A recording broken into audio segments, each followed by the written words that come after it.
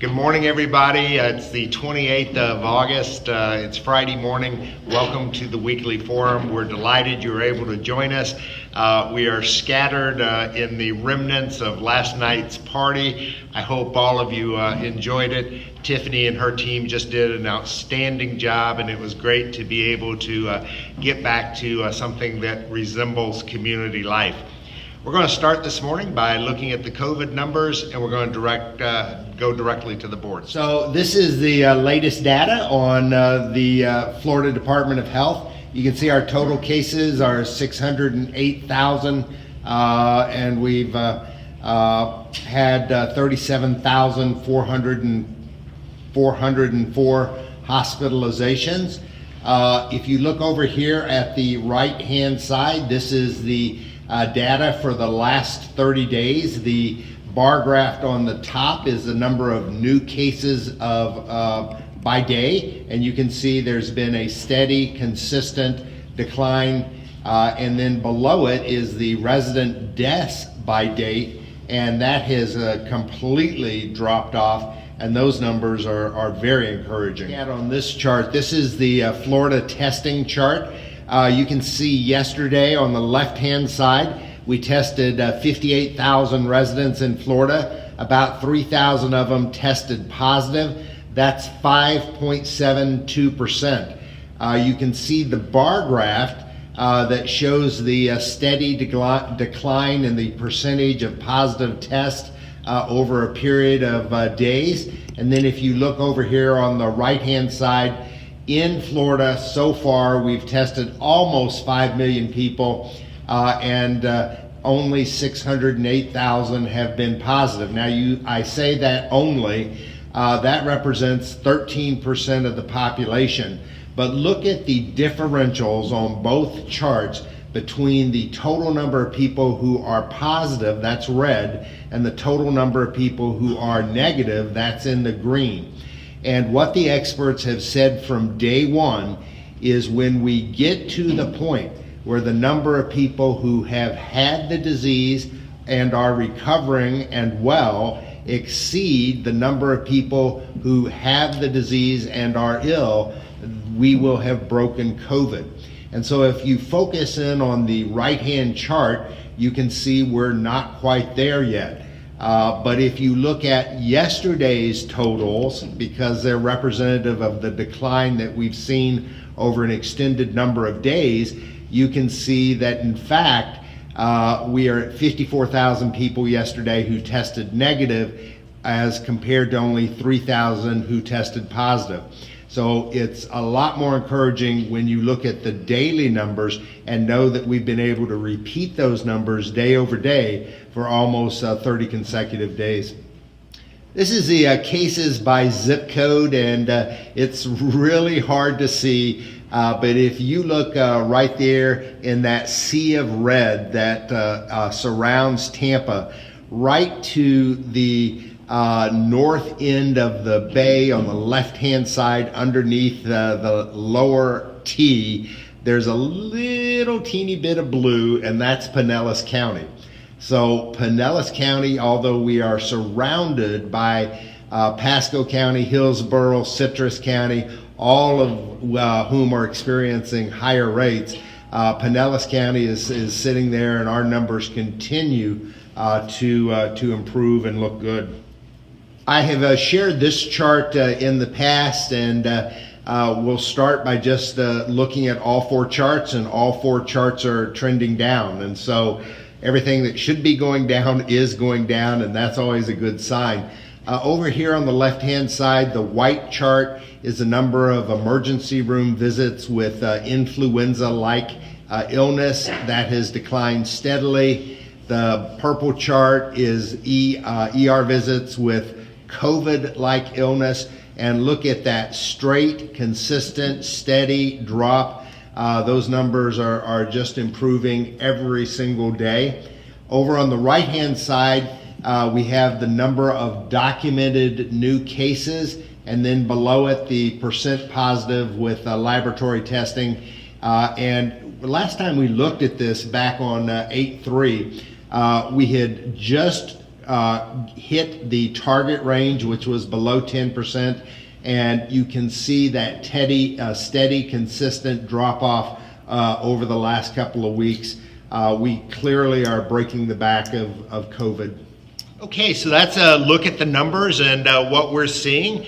And I know that the one question I get every single day from residents is, okay, what's the next step? What does the time frame look like? When will we be able to move forward? We're currently in phase 2. We're about halfway through. There are 7 sections that we've gone through, which means that there are 6 left for us to get through section 2 and move to phase 3, which is where we really start to completely reopen the community.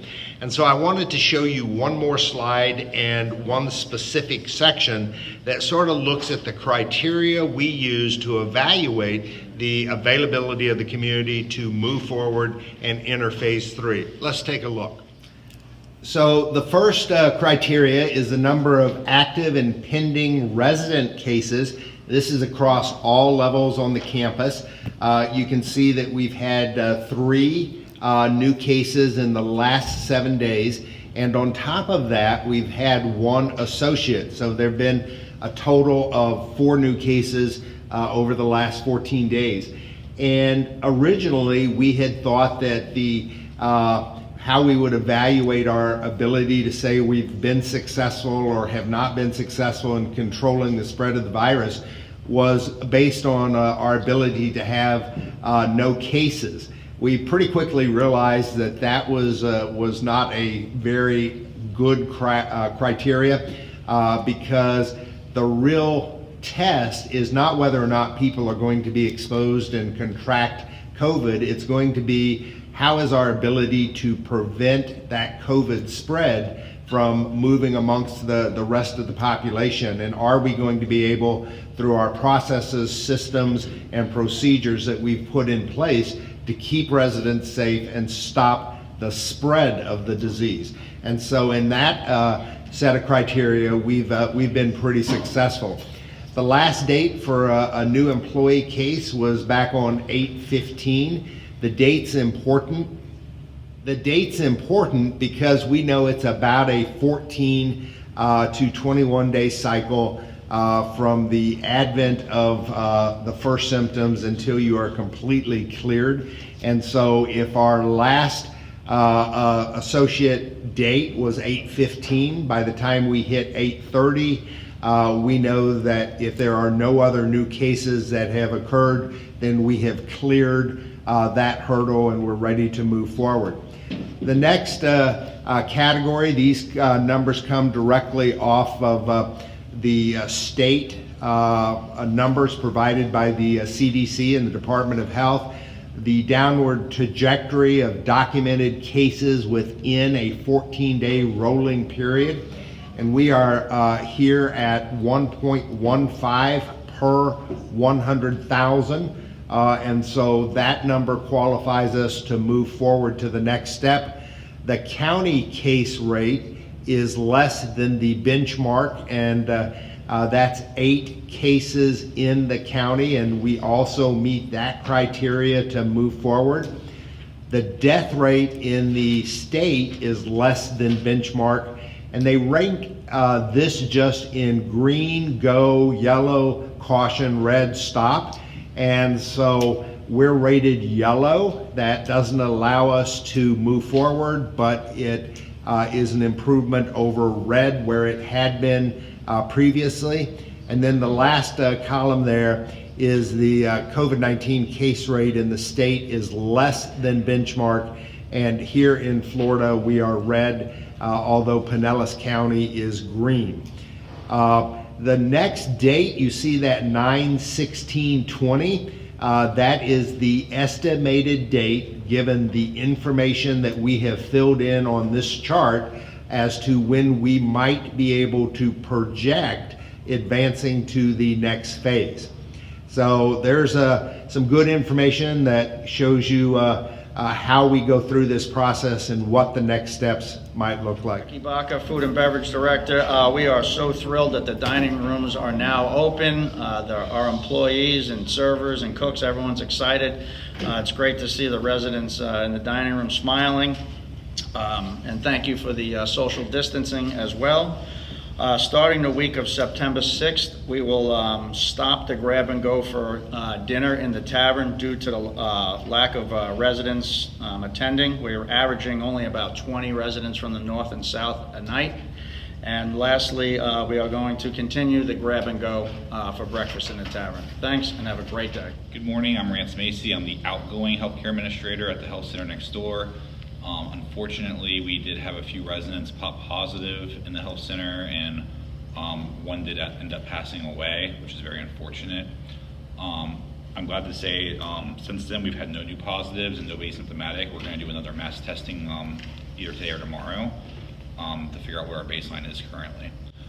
Today is my last day. I just want to say it's been a pleasure working here. I love Regency Oaks. I love the team. I got a lot of friends I'll be friends with for the rest of my life. So I just want to say, as Mary Mackey always says, not goodbye, but see you later. All right, well, that concludes our remarks for today. I hope you found the information useful. I hope you had a great time last night, and have a wonderful weekend. We'll see you next Monday.